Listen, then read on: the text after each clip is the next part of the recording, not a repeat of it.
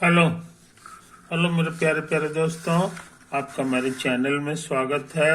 मेरे चैनल का नाम है रजनीकांत सिन्हा। ये यूट्यूब का चैनल है ना। तो आज की वीडियो में मैं क्या करूँगा उसे सुन लो। आज की वीडियो में हमारा जो लेक्चर है वो है सेंट्रल फोर्सेस के बारे में, है ना। इस 10 लेक्चर्स का हमने वादा किया है कि मैं इसमें कोशिश करूँगा कि पूरा कर दूँ, है कि नहीं। तो ये शायद सेवेंथ है। ये सेवेंथ है। 6 लेक्चर मैं पहले से दे चुका हूँ, वीडियो में मौजूद है। तुम अगर वो सब देख चुके हो तो अच्छा है, नहीं देखे हो तो उसको देख लो, है ना। ये बहुत काम की पढ़ाई है ये। इस चीज़ को समझ लो। तो यहाँ पे आज हम क्या करने जा रहे हैं ये तुम जानना चाहोगे, है कि नहीं। ये देखो यहाँ पे ये 2.15 करने जा रहे हैं। यहाँ से यहाँ तक का काम हम कर चुके हैं। रेडियल एक्सेलरेशन का फॉर्मूला आया था r double dot minus R theta dot का स्क्वायर, और ट्रांसवर्सल एक्सेलरेशन का फॉर्मूला आया था 2r dot theta double dot, जिसको हम इतना भी लिख सकते हैं। इसका प्रूफ भी हम यहाँ पे बगल में दे दिए हैं, कैलकुलेट करके दिखा दिए थे कि सच में ये आता है। तो ये बहुत काम की चीजें हैं।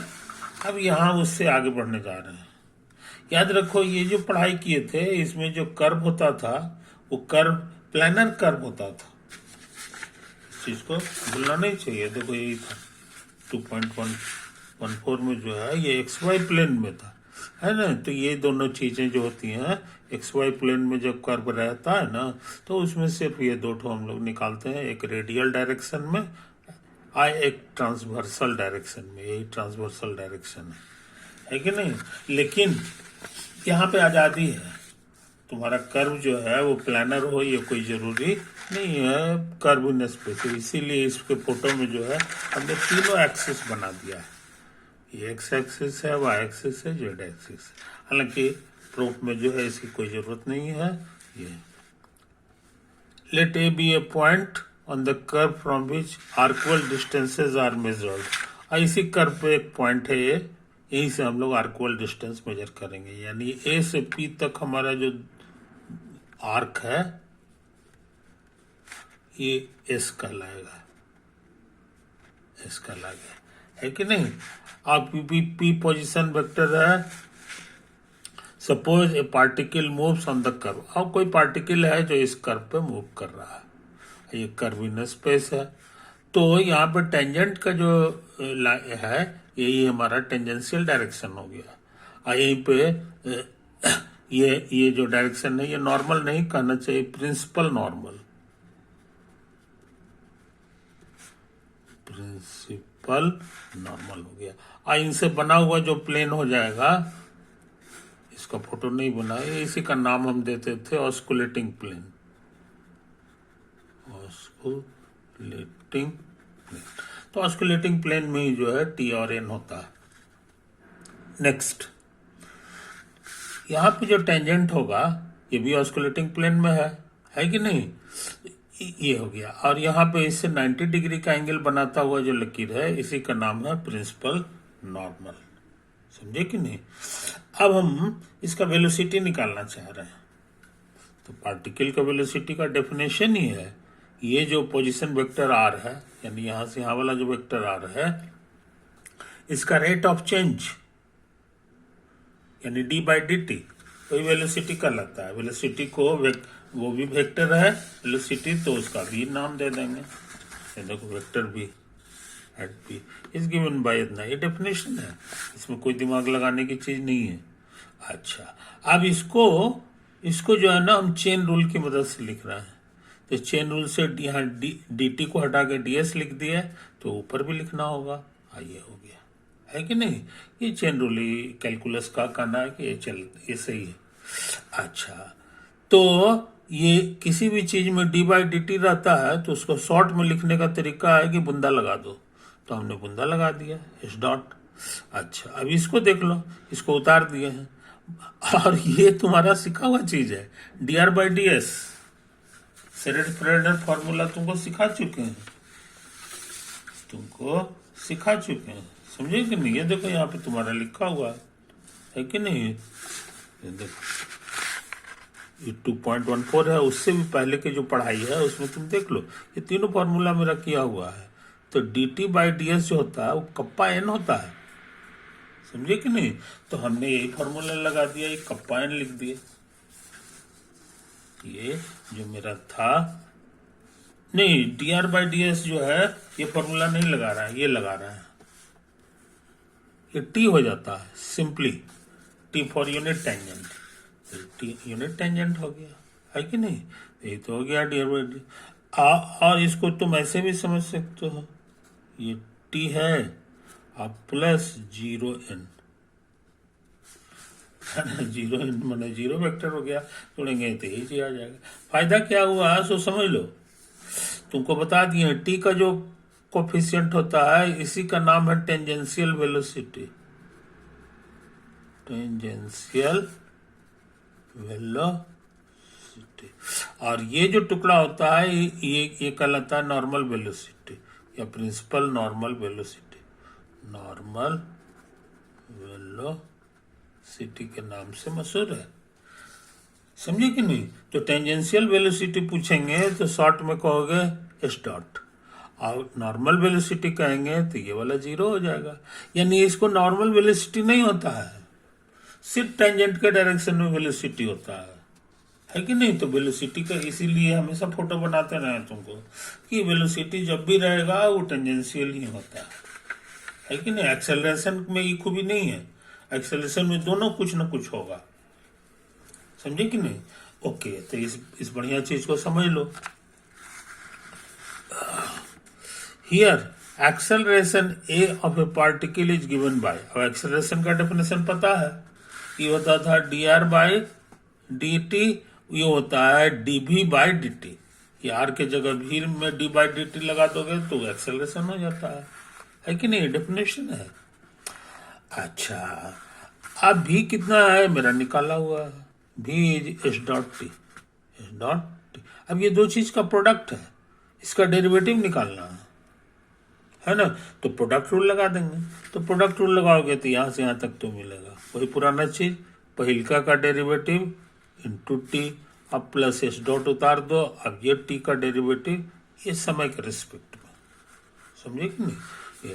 अब ये जो चीज है ये d/dt हटाएंगे तो यहाँ पे डॉट लग जाएगा, और एक डॉट पहले से है तो ये 2 डॉट हो गया, तो ये तो हो गया। इसको हमने उतार दिया। अच्छा, यहाँ पर हम सोच रहे हैं ना कि एस लगा दें, तो एस लगा दिए तो इसको ऊपर भी लिखना होगा, और ये dt हो गया ये वाला, तो ये चेन रूल के अनुसार ये जाए। अच्छा, अब इसको गौर से देखो, d/dt हटा देंगे तो इस पे डॉट लग जाएगा, तो ये एस डॉट हो गया। अब एस डॉट बाहर में भी है तो ये दोनों गुना होकर के स्क्वायर हो गया, इसको उतार देंगे, है कि नहीं। और अब ये भी फॉर्मूला दिखाया है तुमको, dt/ds हमारा खोजा हुआ है, dt/ds मैंने ये कप्पा n होता है, तो हम यहाँ कप्पा n लिख दिए, इसको हटा के कप्पा n लिख दिया, है कि नहीं। कप्पा बराबर तुमको सिखा दिए 1/रो होता है, तो ये अगला स्टेप में इसको 1/रो कर दिए। रो कहलाता है रेडियस ऑफ कर्वेचर, जो कर्वेचर का रेसिप्रोकल होता है, ये का हम लिख भी दिए, रो का मतलब 1/कप्पा, है कि नहीं, यही तो है। तो इस तरह से एक दूसरे का ये ऐसा हो गया। आप तुमको बढ़िया से लिख दें, ये डबल वर्ड ये हो गया, और ये भी एस डॉट के बारे में सिखा दिए हैं तुमको कि एस डॉट जो होता है एक्चुअली इसका मैग्नीट्यूड है, तो एस डॉट को बहुत से समझदार लोग खाली भी लिखता है, क्योंकि इसमें तो नॉर्मल पार्ट होता ही नहीं है कि नहीं। तो इसीलिए एस डॉट को बिना बताए हुए समझ लो कि भी है, एरो मत लगाना। इधर जो है स्केलर है, तो स्केलर को स्केलर से के बराबर हुआ। तो कहने का मतलब क्या हुआ जनाब कि ये एस डॉट को हम सिंपली भी लिख सकते हैं, और उस पर स्क्वायर हो गया, है कि नहीं। तो टी का कोफिशिएंट क्या होता है तुमको बता चुके हैं, ये टेंजेंशियल पार्ट इसका हो गया, तो इसीलिए इसका नाम है टेंजेंशियल एक्सेलरेशन।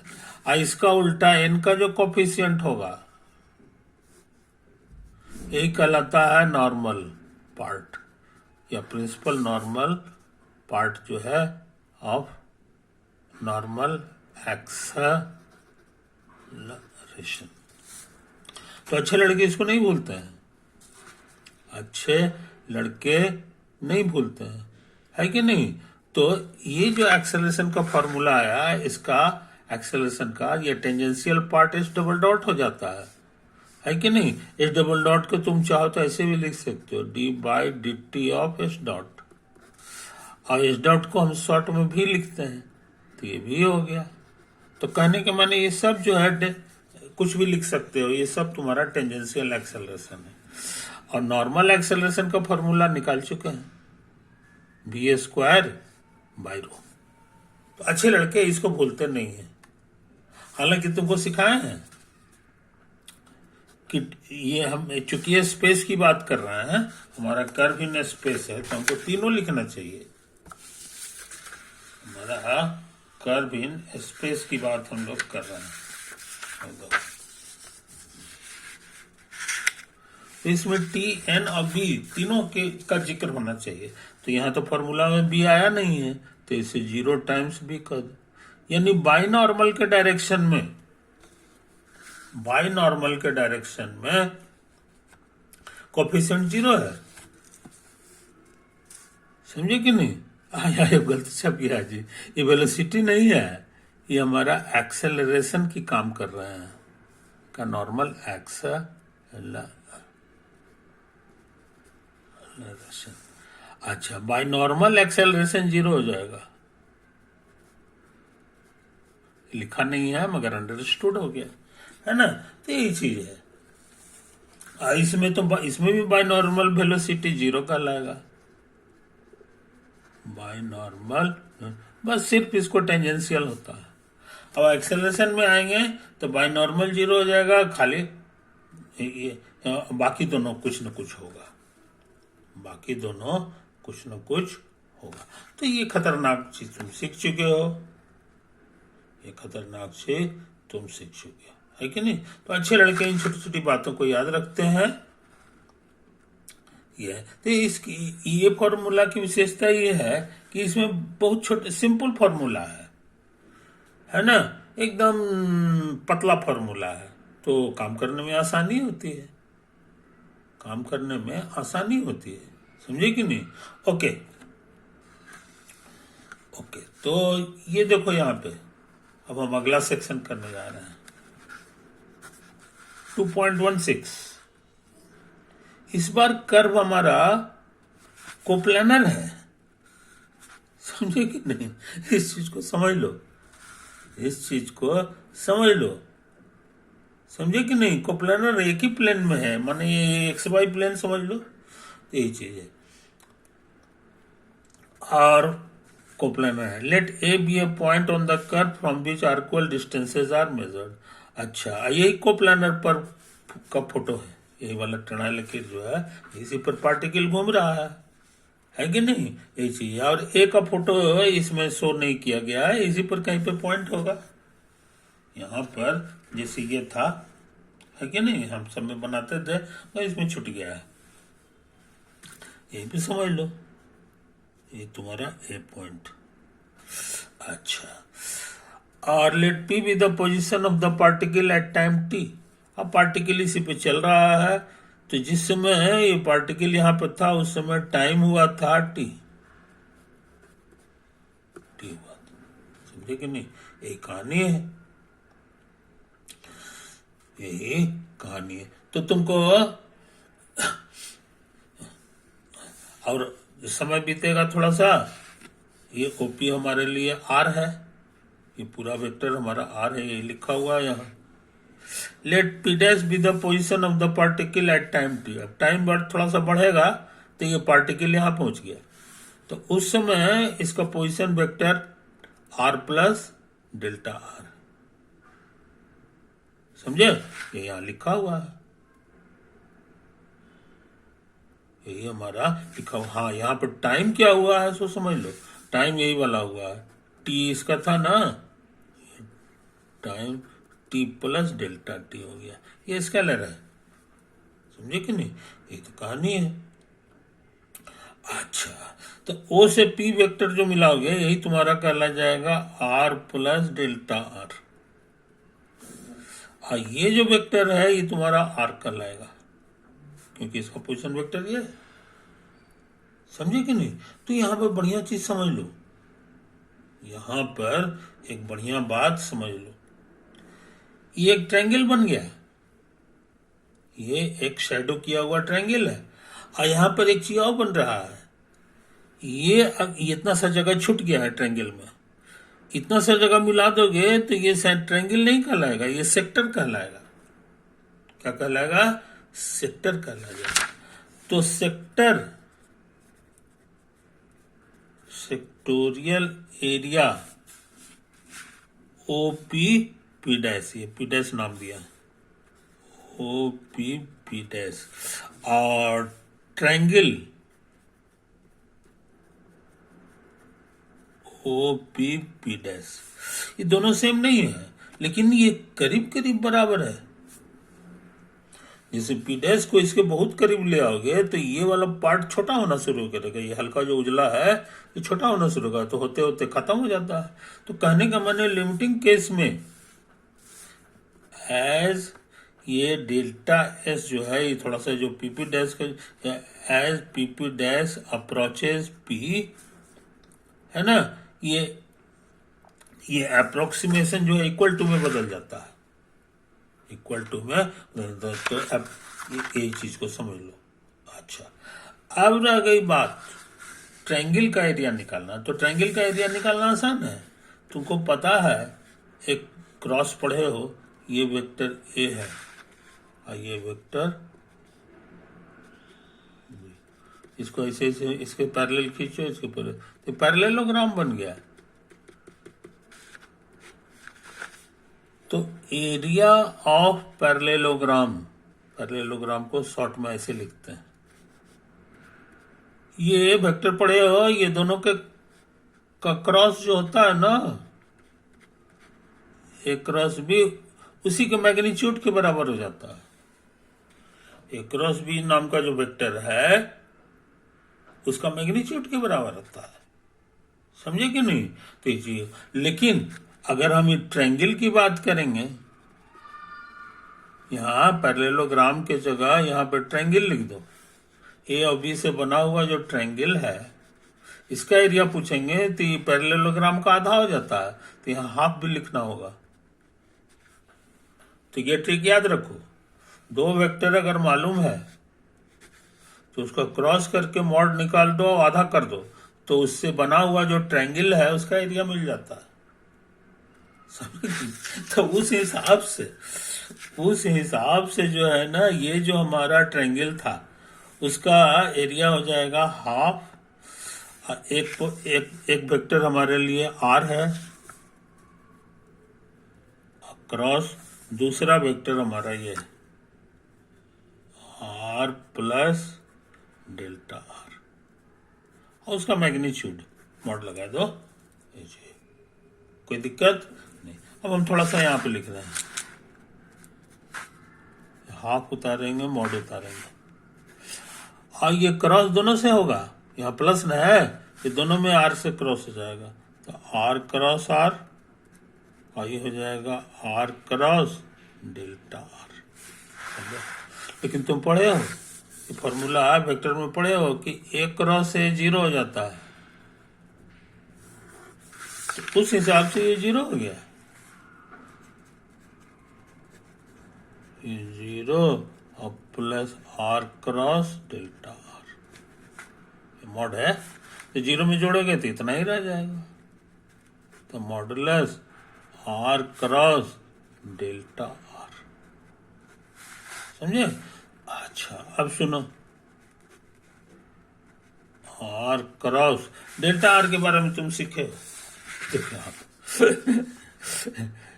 यहाँ डेल्टा डेल्टा लगा दोगे तो करीब करीब हो जाएगा, है कि नहीं? तो डेल्टा आर का फॉर्मूला इसी बहाने जान गए, भी गुना डेल्टा टी, भी गुना डेल्टा टी। आई बस समझ में, तो है कहानी। अब ये स्केलर है, ये सॉरी क्रॉस नहीं होगा, ये भी टाइम्स डेल्टा आर हो गया। समझे। अब ये स्केलर है, स्केलर हम अंदर रखें चाहे बाहर रखें, और इसको ये है, तो कहने का मतलब हमको लगता है ये ऐसा हो जाएगा, आर क्रॉस, समझे। तो ये आ गया सेक्टोरियल एरिया। और सेक्टोरियल एरिया को अगर हम रेट लिखना चाहेंगे, rate of describing sectoral area, describing sectoral area, तो रेट का माने हो गया टाइम से, जो जिसका भी रेट निकालना है उसको डेल्टा टी से भाग देना होगा। तो अब ये भी कितना होता है ये हम निकाल चुके हैं,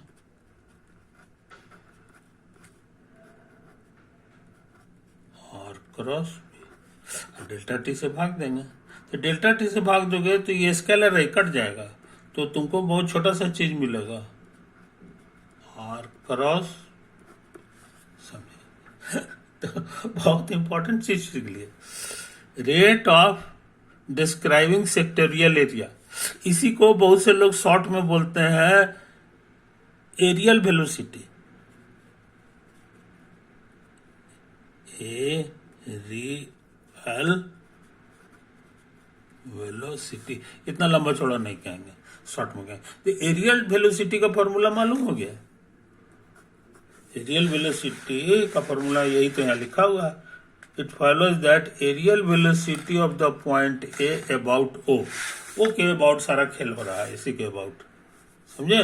तो वो जो होता है वो हाफ आर क्रॉस भी हो जाता है, ये अभी हम तुमको दिखा दिए,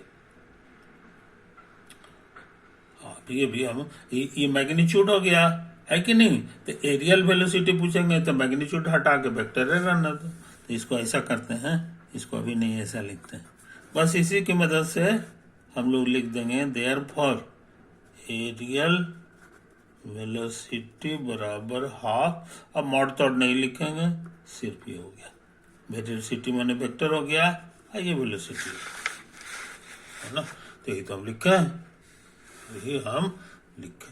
तो इस चीज को समझ लो, इस चीज को समझ लो।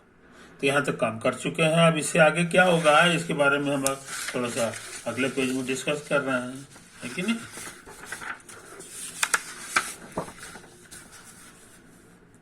यही मान लिया तुम्हारा ए वेक्टर है और ये तुम्हारा बी वेक्टर, समझे। इसकी लंबाई ए है और इसकी लंबाई बी, अब बीच का एंगल थीटा है। तो ए क्रॉस बी के बारे में सिखा दिए, ये भी वेक्टर होता है, इसका डायरेक्शन किधर होगा, तो ए से बी की ओर स्क्रू को घुमाओ, तो तुम्हारा दाहिना हाथ को की मदद से देखोगे तो दाहिना हाथ का अंगूठा तुम्हारा ऊपर की ओर आएगा, तो यही डायरेक्शन हो गया ए क्रॉस बी का, ए क्रॉस बी का डायरेक्शन, ये दोनों पे परपेंडिकुलर होगा, ऊपर की ओर होगा, नीचे की कागज के नीचे की ओर नहीं है कि नहीं, ये होता है। तो पहला चीज ये जान गए डायरेक्शन के बारे में। इसमें दो चीज तुमको बताना होगा, डायरेक्शन और मैग्नीट्यूड, तब कहीं जाके वेक्टर कंप्लीट होता है। तो डायरेक्शन को पता लग गया। मैग्नीट्यूड के बारे में बहुत आसान फॉर्मूला है, ए बी साइन थीटा, जहाँ ए का माने हो गया इसका लंबाई, वेक्टर ए का लंबाई, अब बी का मतलब हो गया वेक्टर बी का लंबाई, और साइन लगता है, कॉस नहीं लगता है, तो साइन और थीटा लगा दो, यही तो है कहानी, ये है कहानी। अब हम इसी की बात करने जा रहे हैं। इसको ऐसा करते हैं, यहां से यहां परपेंडिकुलर ड्रॉ कर देते हैं और इसका नाम पी कर देते हैं। तो साइन थीटा स्कूल में पढ़े, राइट एंगल ट्रायंगल हो गया, होता है परपेंडिकुलर बाई हाइपोटेनस, तो परपेंडिकुलर पी है और हाइपोटेनस तुम्हारा बी है, तो पी बाई बी हो जाएगा, A B I P by B हो गया, तो बी से बी कट गया, तो फाइनल आंसर हो गया ए पी बस। यानी इसका लंबाई इस पे जो परपेंडिकुलर है ये दोनों को मल्टीप्लाई कर दो, तुमको मैग्नीट्यूड मिल जाएगा क्रॉस का। तो यहां भी जो है, यहां भी हमारा यही हाल है, ये देखो हाफ तो उतार दिए, अब ये है, तो इसके लिए क्या करना होगा कि भी को फोटो बना लो, और उसके बाद परपेंडिकुलर ड्रॉ कर दो, नहीं भी रहने दो, है कि नहीं। ये जो है ना आर आर से भी पर परपेंडिकुलर डाल दो। तो नक्शा जरा देख लें, नक्शा देख लें, ये नक्शा में ये बना हुआ है। तो देखो ये भी का डायरेक्शन में वेक्टर हो गया, ये वाला आर था, तो ये यहीं से तुमको परपेंडिकुलर ड्रॉ करना होगा। तो परपेंडिकुलर हमने ड्रॉ कर दिया है इस पर, है ना। इसी का लंबाई पी है। तो पी का फोटो याद रखिए, हमेशा टेंजेंट जो होता है उस पर यहां से पोल से जो है परपेंडिकुलर जो होता है उसी की लंबाई को शॉर्ट में पी कहते हैं हम लोग, है कि नहीं। पूरे कैलकुलस का वही हाल है। तो कहने का मतलब यह है जनाब कि हम लोग चाहें तो इसकी मैग्नीट्यूड को लिख दें पी भी, बस। जहां पी क्या है तो हम यहाँ तुमको फोटो से शो कर दिए, पी तुम्हारा यही वाला है, ओ से एन की दूरी, समझे कि नहीं। अच्छा, चूंकि ये वेक्टर है तो वेक्टर तुमको बताना होगा कि ये किधर है। तो तुमको उंगली से बता दिए हैं कि आर क्रॉस बी का डायरेक्शन क्या होता है। उस डायरेक्शन में यूनिट वेक्टर लेना है, क्योंकि जितना मैग्नीट्यूड है हम यहाँ किनारे लिख चुके हैं। तो ये 1 से गुना हो जाएगा तो इतना ही रह जाएगा मैग्नीट्यूड। इसीलिए जो है ना इसको हम इतना लिख सकते हैं। तो ये कहां से आ गया समझ गए, समझे। अच्छा, अब आर डॉट का जो घूमने का रेट है उसी का नाम हमने ओमेगा रख दिया, उसी का नाम हमने क्या रख दिया, ओमेगा। समझे कि नहीं। तुमको याद होगा कि हम ये जो यूनिट वेक्टर है रेडियल डायरेक्शन में आर कैप, इसका डॉट का फॉर्मूला पता लगा लिए थे। इसका फॉर्मूला हम लोग पता लगाए थे, वो था थीटा डॉट और पाई थीटा पर कैप। ये तो सिखाए थे बहुत पहले। जो है इंपॉर्टेंट फॉर्मूला कभी नहीं भूलना चाहिए तुमको, भी आई, समझे कि नहीं। तो इस चीज को समझ लो। कहा है यहाँ पे तुमको पुराना कागज पे, ये देखो ये दोनों फॉर्मूला यहाँ लिखा हुआ है। आर कैप का जो डॉट होता है वो थीटा डॉट थीटा कैप होता है, समझे कि नहीं। तो हम लोग वही काम करने जा रहे हैं। आई फॉर्मूला कोप्लानर कर्व के लिए है, तो मेरा कर्व भी सच में कोप्लानर है, इसलिए फॉर्मूला हम लगा सकते हैं, फॉर्मूला हम लगा सकते हैं। तो यहां समझ लो यही था थीटा के घूमने का रेट। तो ये हुआ, तो थीटा डॉट की जगह यहां पर हम नया नाम देने जा रहे हैं ओमेगा। थीटा डॉट अब आगे से नहीं लिखेंगे, है कि नहीं। जहां थीटा क्या होता था ये देखो यहाँ हम शो कर दिए हैं। इनिशियल लाइन जो होता था ना उसी से ये थीटा होता था। तो आगे से हम इसका यूज नहीं करेंगे, उसके लिए अलग से सिंबल ओमेगा यूज कर देंगे, है कि नहीं। देन अब हम क्या लिखना चाह रहे हैं सो समझ लो। अब हम क्या लिखना चाह रहे हैं इसको समझ लो। देखो